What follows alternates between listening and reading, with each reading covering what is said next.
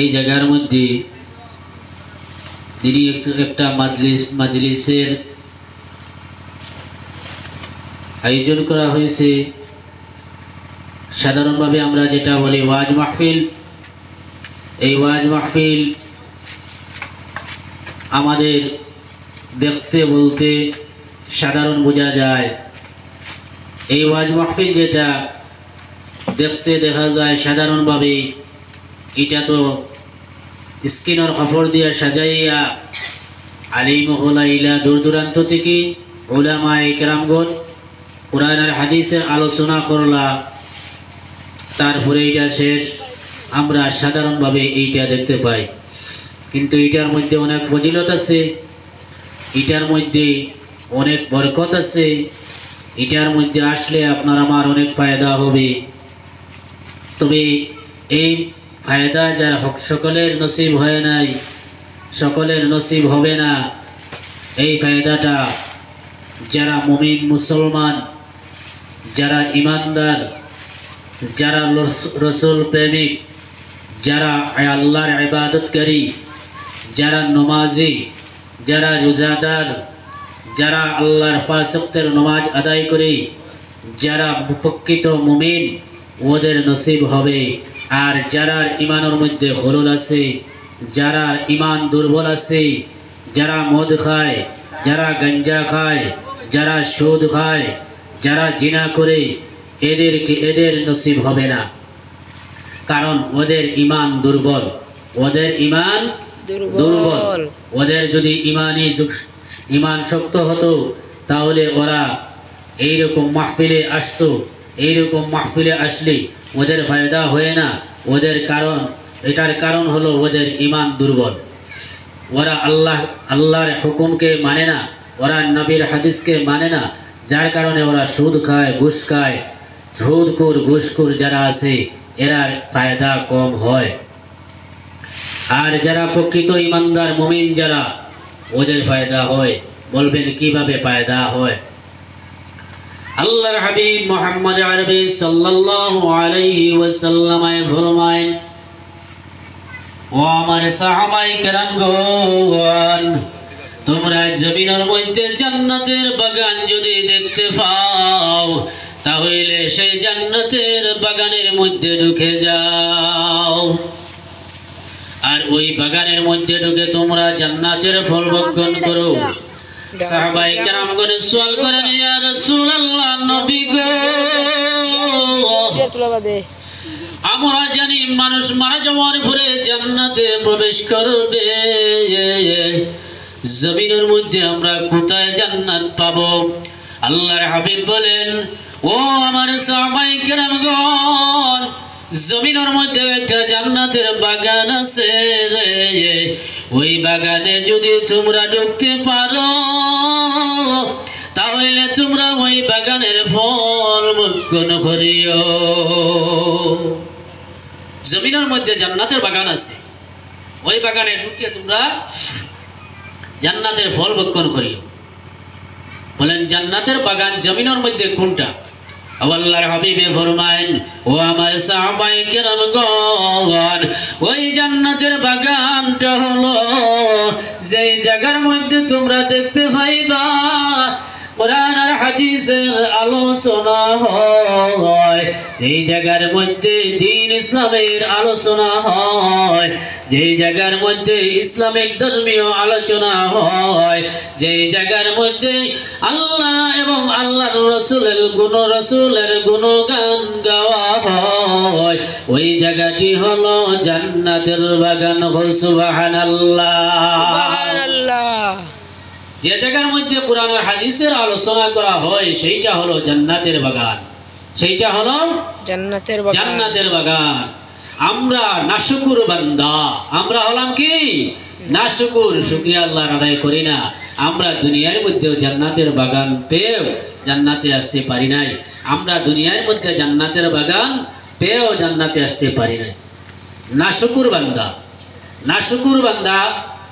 একটা ঘটনা ইয়াদ হয়ে গেল, হযরত মুসা আলাইহিস সালাতু ওয়াস সালামের জামানাত হযরত মুসা আলাইহিস সালাতু ওয়াস সালাম তুর পাহাড়ের মধ্যে আল্লাহ রাব্বুল আলামিনের সঙ্গে আলো কথাবার্তা বলার জন্য যাওয়ার পথে রাস্তার মধ্যে একজন ধনী লোক হযরত মুসা আলাইহিস সালাতু ওয়াস সালামের কাছে সওয়াল করে, ও মুসা, আপনি তো এই মুহূর্তে যাইবেন চতুর পাহাড়ের মধ্যে, ওই জায়গার মধ্যে গিয়া তো আপনি আল্লাহ রাব্বুল আলামিনের সাথে কথা বলবেন।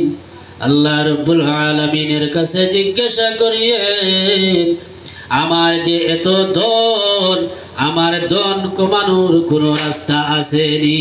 ধনী লোক আসলো মুসা আলাইহিস সালাতু ওয়াস সালামের কাছে। ওই ধনী লোকটি বলে, যাও, তোর পাহাড়ের মধ্যে যাওয়ার পরে আমার আল্লাহর সাথে কথা বলিও, আল্লাহর কাছে ওই কথা বলিও যে আমার ধন যেটা আছে ওই ধনটা আমি কেমনে কমাবো, আমার সেই ধন কেমনে কমবো, এই কথাটি আল্লাহর কাছে জিজ্ঞাসা করিও। ধনী লোক ধনটা কমবো কি রকম চললে, কোন কাম করলে আমার ধনটা কমবো। আরো একটু অগ্রসর হন মুসা আলাইহিস সালাতু ওয়াস সালাম।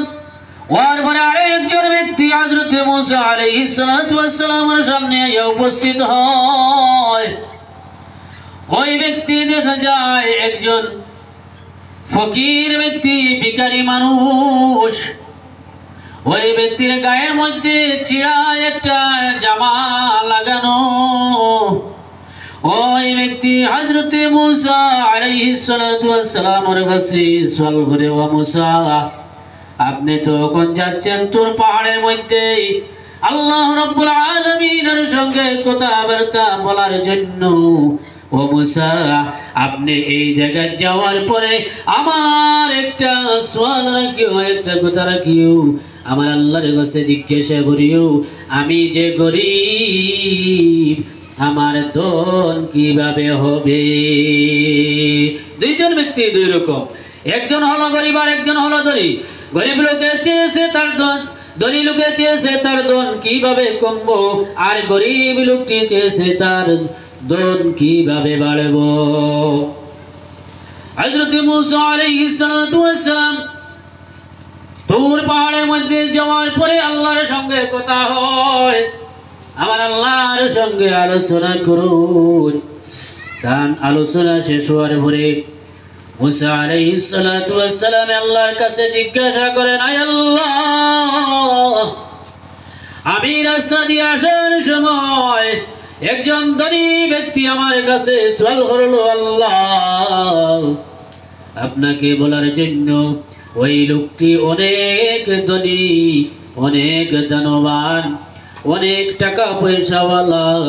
আল্লাহ ওই ব্যক্তির টাকা পয়সা কেমনে কমবো, আল্লাহ আপনি সেই রাস্তাটা বাতাইয়া দেও।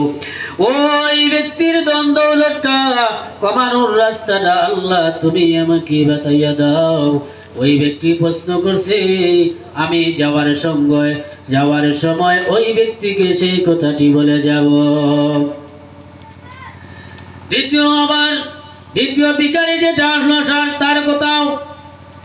তার কথাটি বললেন মুসা আলাইহিস সালাতু ওয়াস সালাম আল্লাহর কাছে, আল্লাহ দ্বিতীয় একজন ব্যক্তি ভিখারি, ওই ব্যক্তিটি বলল, আল্লাহ তার ধন কিভাবে হবে। দুইজনে দুইটা করছে।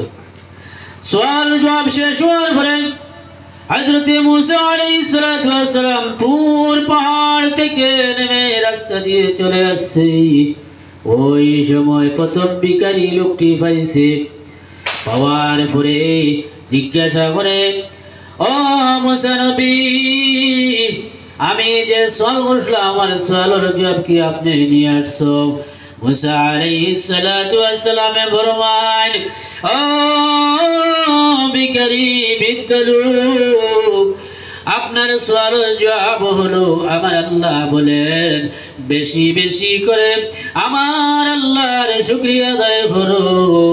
তুমি যদি বেশি বেশি করে আমার আল্লাহর শুকরিয়া আদায় করো, তাহলে তোমার যে অভাব যেটা আছে সেই অভাবটা দূর হয়ে যাবে। বেশি বেশি করে আল্লাহর শুকরিয়া আদায় করতাম। তাহলে বেচারা বেশি বেশি করে আল্লাহর শুকরিয়া আদায় করব। এই কথার দ্বারা বোঝা যায় এরার দন আল্লাহ বাড়াইয়া দিব। যেই সময় বৃদ্ধ লোকটির কাছে ওই ফকির যে লোক আসলো, ওর কাছে ওই লোকটির কাছে কথাটি বললেন, বলার সঙ্গে সঙ্গে ওই বৃদ্ধ লোকটি ওই ফকির যে লোক আসলো, ওই ভিখারি যে লোক ছিল, ওই ভিখারি লোকটি বলল, সারাটা জীবনে খাটাই লাইলাম রে আল্লাহর শুকরিয়া আদায় করিয়া, আমার কোনোদিন তো ধন হইল না। ওখান তুমি আমার গেছে খবর লইয়া আইছো নি? না শুকরিয়া করে লাইছে, আল্লাহর খোদারে মানছে না, সে না শুকরিয়া করছে। খালি যখন কইছে বলেন সারাটা জীবন আমি খাটাই লাইলাম আল্লাহর শুকরিয়া আদায় করতে করতে, কিন্তু আমার দন্ত হলো না, তুমি এই কথা আমারে কইছনি, ও খবর তুমি লইয়া আইছনি। কথা শেষ হতে না হতেই পশ্চিম দক্ষিণ দিকে একটা বাতাস আনছে। ওই বাতাস এমন গভীর শক্তির বাতাসটি ছিল, ওই বাতাসের শক্তি ওই বৃদ্ধ লোকটির গায়ের মধ্যে সিরা জামা যেটা আসলো, ওই সিরা জামাটা গা থেকে খুলে ওই সিরা জামাটা বাতাসে উড়াইয়া নিচে গিয়া। নাউযুবিল্লাহ।